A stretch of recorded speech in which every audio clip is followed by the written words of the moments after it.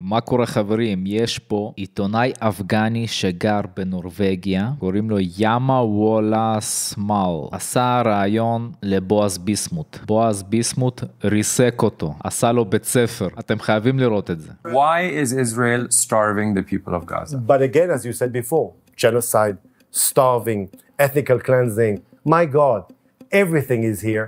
I say again, nonsense, lies, and honestly, sir, the same way you accuse me, I accuse you of being an anti-Semite, anti-Israeli journalist, and this is what you are. Thank you so much for joining us on NRK. Thank you for inviting me. What is Israel up to in Gaza right now? Because many people don't seem to understand what your game plan is. So my game plan, I can tell you what I don't want in Gaza, first of all. I don't want a terrorist entity to reign in Gaza, not only for me, but also for the people who live in Gaza. I want them to be prosperous, and the better their life is, the better for me. This is my desire. Sir, you didn't answer my question. What is Israel's game plan in Gaza? Because when the war started, your government stated 3 goals. You want to eliminate Hamas, you want to make Israel safer for all the people who were displaced, and you want to bring all the hostages back. 18 months into this bloodshed, you haven't achieved any of these goals. אז תחזירו את החטופים. We fight to bring back our hostages, and it's tough. Through war. It's tough. Through how would you like us to get them back? Because you're asking a question. Listen, we have to stick to the facts here, sir. That's what I'm doing. The majority of your hostages were not released through fighting. They were released at the negotiating table. 150 Israeli hostages were released in 2 rounds thanks to negotiations and a ceasefire. Yet you resumed the war. So if I listen to you, I stop the war immediately. I leave my hostages over there. I go back to Tel Aviv. No, they get released if you stop the war. It happened twice.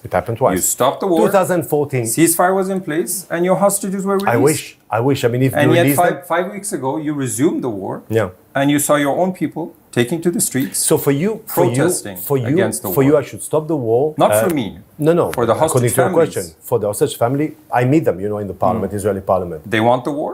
They want the kids. They want their fathers. They want their family back. I want them back. Yes, but they want you to continue the war? Some do, and some don't. Yeah. You know that they're divided if you're a journalist and you do the work. Yes. But I know what is Hamas. And Hamas wants Israel out of Gaza. Hamas stays in Gaza and hostages with them. What Israel wants, hostages back and Gaza without Hamas and Gaza for the Gazawi people. That's what I want. Mr. Bismut, the fact of the matter is that last time there was a ceasefire in January, 45 of your hostages were released through negotiations, through the ceasefire. Then you resumed the war. Now there's no hostage release. Let me tell you something. So why did you resume the war? This is a bit, how would I say, it's a bit strange. A bit strange that a journalist between a country like Israel who was attacked, and a group of terrorists, you believe the terrorists. Unbelievable. No, I believe the facts, sir. So the facts, I'm talking about the facts. Since October 9th. But I'm talking about the facts. The fact is that hostages have not been released through your war. How many hostages have you been able to release through military actions? Israel released through military actions. How many? Not all of them. This is obvious. No, Israel you know the number. I know the numbers, but I'll tell you something. How many through military actions? Sir, I'm not in inquiry here, but I'm answering you. Israel, when we had the option in November 2023 to bring them back, that's what we did. Yes. It's not your kids, it's my kids who are fighting in Gaza. My daughter is in Gaza. My daughter is risking her life in order to bring hostages back, in order to make sure that Hamas is not there anymore. It's my kid, not yours. So believe me, I take a risk. And why do I take the risk? Because the Middle East will be different. Because I want to live in tranquility. I want my kids not to have terrorists beside them. Would you like me to be honest with you? The fact that I have hostages in Gaza, of course, ties my hand. I mean, this is obviously, I do not want to risk the lives of my hostages. These are my brothers and sisters. So when you know that they're in tunnels of Gaza, it is obvious that Israel will not fight in the same way. And only to remind you and to show you, you're a journalist. So you're showing restraint in Gaza right now? Is that what you're saying? Of course.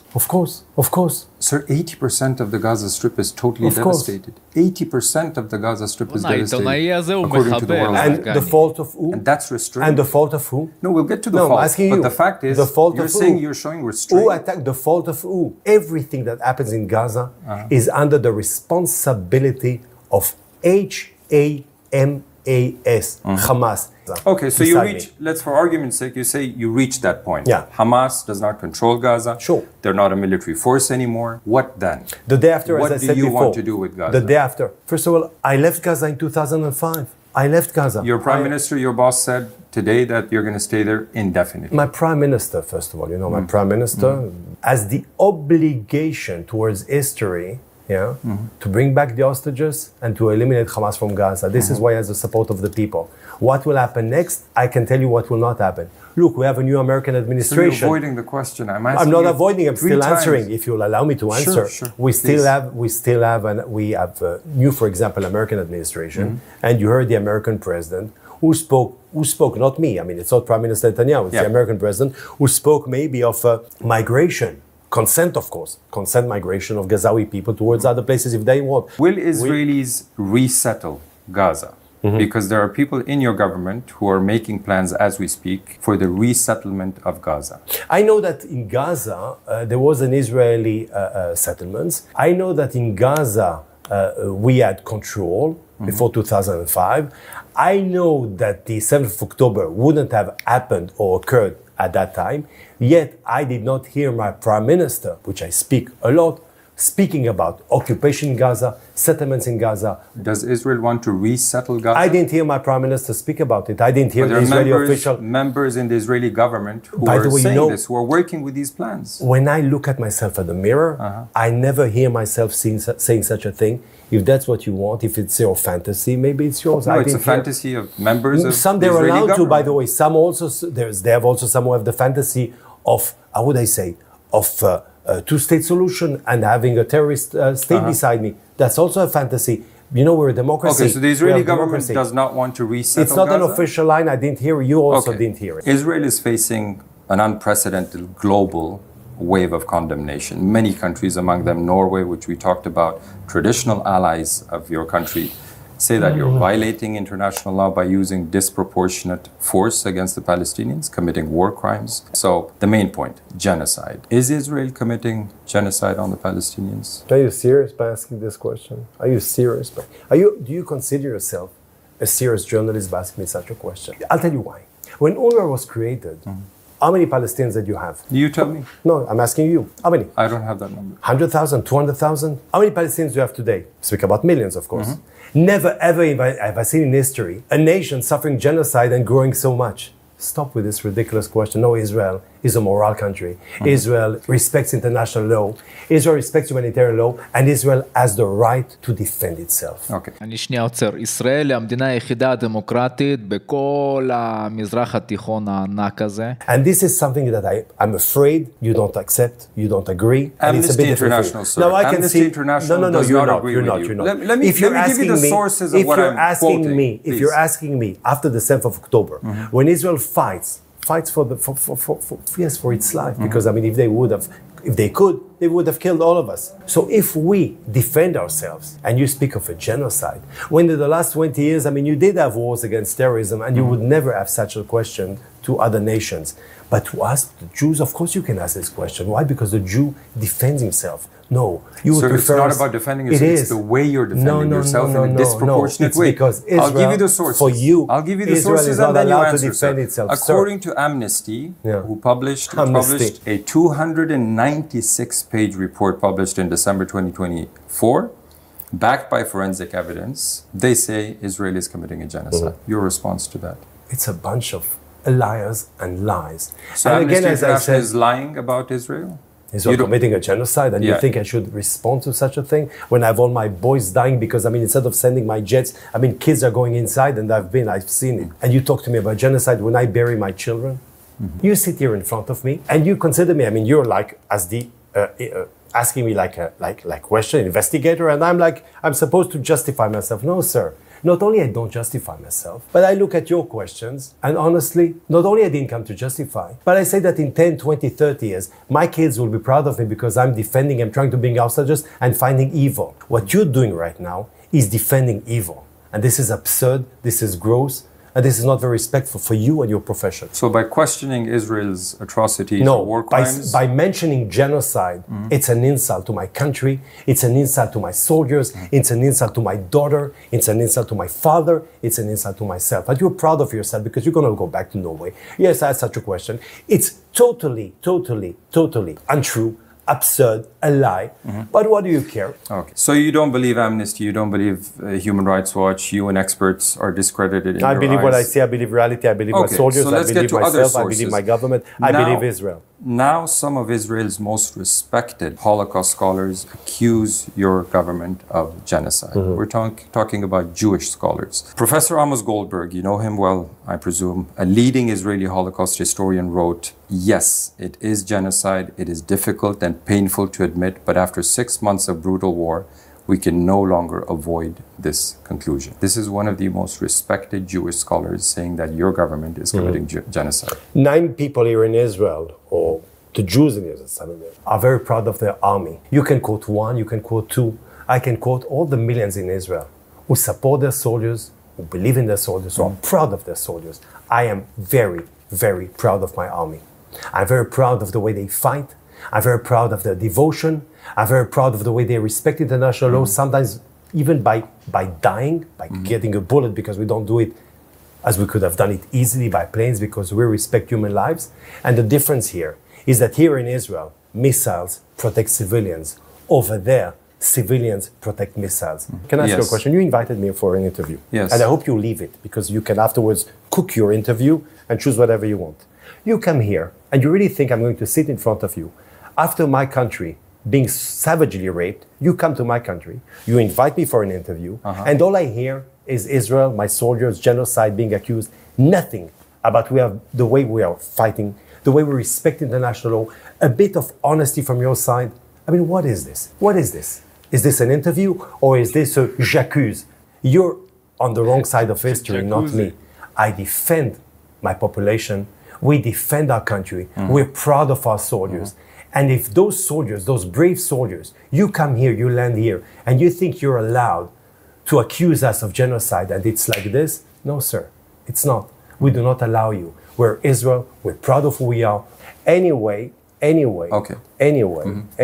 your interview is a propaganda against Israel. Please continue. Fine, it's your right to say that. Let's continue. That's not my right. It's the right of honesty. One of the key stages of any genocide is dehumanization. Okay?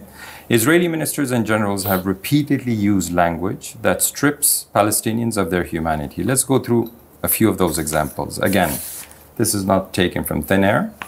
In October 2023, you tweeted, "It must not be forgotten that even the innocent citizens, in brackets, the cruel and monstrous people from Gaza took an active part in a pogrom in the Israeli settlements, in the systematic murder of Jews and the shedding of their blood, in the kidnapping of children, old people and mothers, and tying up babies and burning them alive. One mustn't pity the cruel.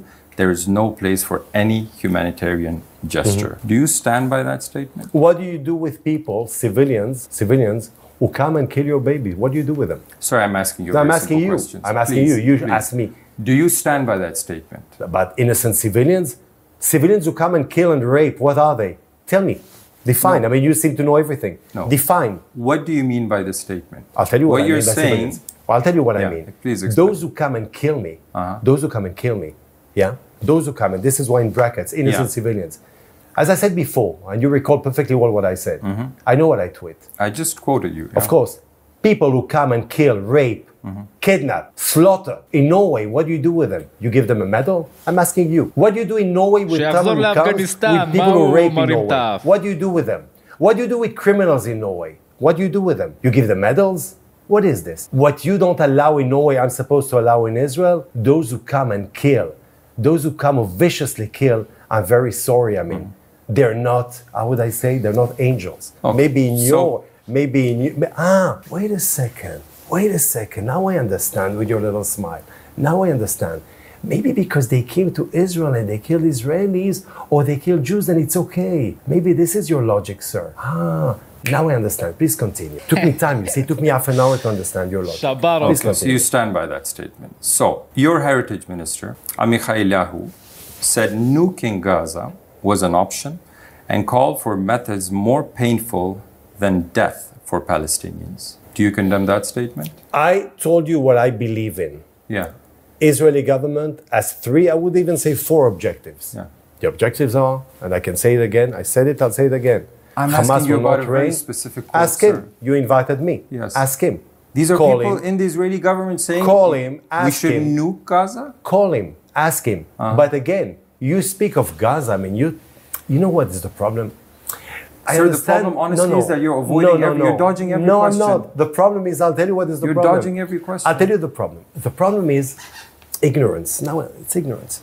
It's not only that you don't show any sympathy to Israel, you don't understand what has happened on 7th of October. Now I understand. I mean, how would I say? I was a bit disturbed by your questions, but now I understand you don't show any sympathy, or maybe, I mean, you took side, maybe you're on the side of Hamas, which is totally possible, or maybe you don't exactly understand what has happened here.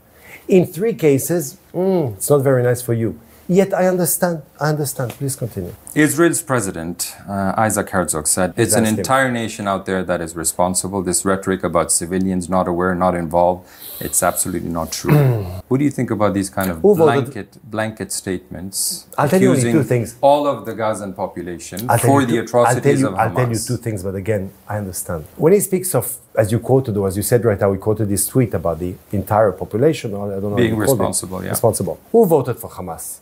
My grandmother came out of her grave and voted for Hamas, or the Palestinian people? 40% of the Gazans voted for Hamas in 2005. And do they want Jews not to exist? Half of Gaza's population is under Civilians 18. in Gaza, okay, let's go 40%. They didn't even exist when Hamas came to power. Continue. I'll give you a last quote from your former defense minister, Yoav Gallant. We're fighting human animals and acting accordingly. Do you condemn that statement? How would you call them? I mean, I'm sorry, are you serious? Are you serious with those questions? You come here only looking, my God, he said this, and there's a comma over there. Yes, I mean, those who did the 7th of October are barbarians, are vandals, are Huns. Here and I say, how would you call them? Do you believe all Gazans are human animals? This of course not, but I said it. Yeah. But what did I say before? Didn't I say to you during this interview that you will see afterwards, and when you will cook it, of course, and take only what suits you? So, 7th of October, what did I say? We're at war after 7th of October, but I also said that the Gazawi people deserve a better government or better ruling entity than a terrorist group. Did I say it or no? But of course you forgot, because you only remember what you want. But please continue. You're so transparent. Let's move on, sir. The issue of ethnic cleansing. Ethnic cleansing. Oh, we go back again, please. Ethnic cleansing is generally defined as the deliberate and systematic removal of an ethnic, religious, or racial group from a particular geographic area by force or intimidation. This is the common definition of ethnic This cleansing. is exactly, we speak of the Hamas Charter. No. To clean Jews from Israel. Sir, this is a general. We're not talking about Hamas or Israel. This is a general definition. You see, only to show you. So this doesn't bother you. It doesn't I haven't even gotten to the question. It doesn't bother you. I haven't even but you asked see how you you the are, questions. but you're transparent. So the question is Israel ethnically cleansing the Palestinians? No. Okay. Definitely no. And the fact that I even have to Finally we get a clear answer from you, sir. Finally we get a clear answer. But this is a ridiculous question.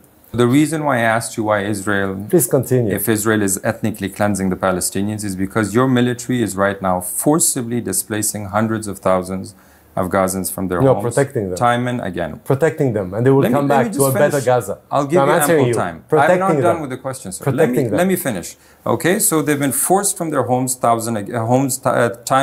Because of Hamas. In many cases, they're denied safe return. You've been forcing the population from zone to zone, and then you say this place is safe, then you bomb that area. Thousands of people have been killed.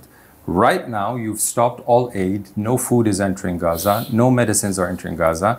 And then you speak of voluntary migration from Gaza. Are you giving the Gazans any choice but to leave? Let me explain to you. First of all, the war in Gaza could stop in exactly...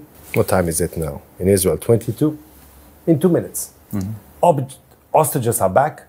Hamas is not controlling Gaza. The war is over. The war is over. Not only that, I do believe that Gaza, in a few years from now, when you will go and as a tourist over there, I believe it will be a much better place in the future. Yes, the perspective for Gaza, because Hamas will not be there. Because, of course, you will have countries, investing over there. You will have countries, rebuilding Gaza, which is good for the Gazawi people. So on the contrary, and we shall have a Middle East without terrorist entity. Not in Lebanon, not in Syria, not in Iraq, and of course, hopefully, not a threat against Israel, a nuclear threat from Iran. So hopefully, concerning Gaza, I think that it will be a much better life for them. Your government blocked the entry of food, medicine, fuel, and other essential supplies. My country has given more than 1.5 million tons. But again, if you want to rewrite history, please do it. Do it by yourself. So for now, there is no food or medicine. There is food, there is medicine, and there is nothing fuel. Is entering from your side of the border. There is food, there is fuel, the and question Israel will not everybody stop. in the world is asking, why is Israel starving the people of Gaza? But again, as you said before, genocide, starving, ethnical cleansing. My God, everything is here. I say again, nonsense, lies. And honestly, sir, the same way you accuse me, I accuse you of being an anti-Semite, anti-Israeli journalist, and this is what you are. Please continue. This is what you are. You're an anti-Israeli journalist who comes here. If you dare to speak, because I was interviewed by so many medias, never ever, and to Google, I gave interviews to every channel you can imagine. Your questions and the way you run this interview. And you see, I listen to you because I know who I am, and I'm very proud of Israel. So I'll let you continue, ask anything you want.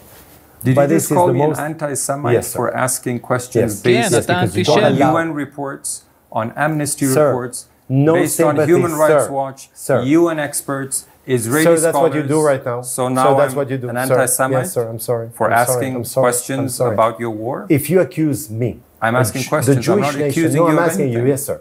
What you're doing in this interview is a disgrace, sir. You're a disgrace to the profession of journalism. You're a disgrace. Because I can show you the pictures of bones of kids have been beheaded. What you're doing right now, you're biased, of course, but what you're doing here, you come and you're very proud of yourself. No, sir. Let's talk about our profession, because you're a former prominent journalist, you're an editor. Let's talk about the editor-in-chief of number one Israeli newspaper, former ambassador in an Arabic country, where I built an hospital over there. Let's talk about the attacks on the press. Okay. More than 200 journalists have been killed by... You will also teach me about the press in Israel, but please, I'm ready to get I will just quote some facts for you, teach sir. Me. I will quote some facts. More than 200 journalists have been killed by Israeli forces in the Gaza war, making it, you covered a lot of wars, making it the deadliest war for journalists ever. More journalists are killed in Gaza than in both world wars, Vietnam, the former Yugoslavia, and Afghanistan, combined, according to the Watson Institute's Cost of War project. As a former journalist and editor, can you explain to us why Israel is killing Palestinian journalists on a mass scale? Do you take it for granted? Israel is killing journalists, that's what you say. Independent sources not only it's not that. The Committee to Protect Journalists Committee to Protect Journalists has documented journalists came here to Israel to kill us, sir. Dozens of cases where your forces have targeted Palestinian journalists. You don't believe them either? Sir, no, I don't believe. You're lying. I'm not making this up. This is numbers, findings from the Committee of Protection of Journalists. All this interview, I am sorry because I was polite. I came and I participated in the biggest masquerade that I've ever participated in journalism. Again, journalists came to Israel. By the way, is it true that they came with a GoPro and filmed themselves and posted it? Not only we do not kill journalists, journalists came to kill us. Upside down, sir. Your interview, all the questions, upside down, but there's a problem. As you're anti-Israeli, and this is totally clear right now, you will do everything to defend your cause. You're going to post it. You're going to be very, very, very proud of yourself. But your grandkids will see that you're on the side of a terrorist group and not of a country that defends itself. Please continue. Okay. In 2024, Israeli forces killed Al Jazeera journalist Ismail Al-Ghul in the Gaza Strip. Again, why is Israel assassinating Palestinian journalists? Assassinating. Israel is assassinating. According to the Committee for Protection of Journalists, yes. Israel is assassinating. In dozens of cases, you have targeted journalists specifically. Israel is not targeting journalists. While they're wearing their vests, visibly in the streets with their camera equipment, not hiding behind buildings. Dozens of cases have been documented. Next slide. Okay, so you reject that? Reject. Okay. Continue. The CPJ says there is evidence... And by the way, I will only add, when I reject, that every casualty, civilian in Gaza, or journalist, or whatever, under the responsibility of Hamas, as you know perfectly well. As a journalist, sir... Please. Explain to us. Ex-journalist. Ex-journalist, yes, Yeah, good. yes. Good, you can smile. Why you've covered wars? You know how important it is for the press to cover wars, to cover the consequences of war, to meet the people who are suffering under war. Why is the Israeli government not allowing international press into the Gaza Strip to do what you did in Iraq? This is a war zone, and in any war zone, I covered Kosovo war, I covered Iraq war, I covered Afghanistan war. There were restrictions, and you should know it as well. You know it better than me. There are restrictions, and many times, in this case, for example, my restrictions is in order to protect you as a journalist. So I've been in this line for 20 years. I've covered the war in Afghanistan for about 15 years. You? Yes. Good. I've covered Syria. Where have you been? Maybe Israel and Palestine for many years. I've been to Ukraine. Never, ever have I experienced a warring party denying access totally to a war zone. We can go to Ukraine and the Ukrainians will take us to the front lines and let us cover what's happening there. We can go and ask the Russians and they will allow us to their side of the front lines. Why? Can I challenge you? We speak now for 45 minutes. We said 40 minutes, half an hour. And you see, I play the game with you. I stay more. I challenge you. Is there anything positive about Israel? Is there anything positive about this country, or everything is bad? Are we the vicious? Are we the evil one? I'm asking you a question. You are a journalist covering between Israel and Gaza. Right now, your prime minister has an arrest warrant against him. By the way, for war crimes, imagine for starving a population. Right now, there is a war going on, fought by your forces as well. I'm here because the whole world has a lot of questions about the way you're conducting this war. The plans you have for Gaza. What are you going to do with the Palestinians in Gaza? When I ask the questions, you tell me, is there anything positive about Israel? The fact that my prime minister and the Ministry of Defense at the time, Yoav Gallant, Prime Minister Netanyahu, being, as you said, I mean, the ICC, was it? Yeah, the ICC. There, how would I say? I try to look at history.